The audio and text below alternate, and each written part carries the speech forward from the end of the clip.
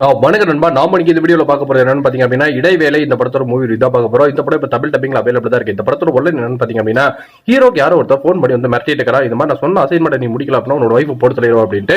யாரு எதுக்காக ஹீரோ மிரட்டுறாங்க, என்ன நடந்துச்சு அப்படிங்கிறது படத்தோட வீதி கதையை அமைச்சிருது. படம் வந்து பாத்தீங்கன்னா 1.5 மணி நேரம் ரன் டைம் தான். சோ அதனால பெருசா வந்துட்டு பாத்தீங்கன்னா ரொம்ப நம்மளும் சோதிக்காம விட்டுட்டாங்க. இதை தவிர்த்து இந்த படத்துல வந்துட்டு இன்ட்ரோல ஒரு ட்விஸ்ட் ஒன்று வருது. அந்த ட்விஸ்ட் நல்லாவே இருந்தது. ஆனா அந்த இன்ட்ரோலுக்கு வரைக்கும் அந்த ட்விஸ்ட் எடுத்துட்டு போறதுக்கு இவங்க பண்ண ஒரு பிளே இருக்கு பாருங்க, செம்ம காண்டா இருந்தது. அது அந்த காருக்குள்ள ஏறதுக்கு அப்பப்பா முடியல. ஏன்னா அந்த அளவுக்கு வந்து பாத்தீங்க அப்படின்னா ஓவர் நைஸா வந்து பேசிட்டே இருக்கிறானுங்க. அது அந்த காருக்குள்ள இருக்கிறவங்க ரொம்ப இரிட்டேட்டிங் பண்ணாங்க. அதுதான் வந்துட்டு அவங்களோட பிளானாவே இருக்குன்னு வச்சுக்கோங்க.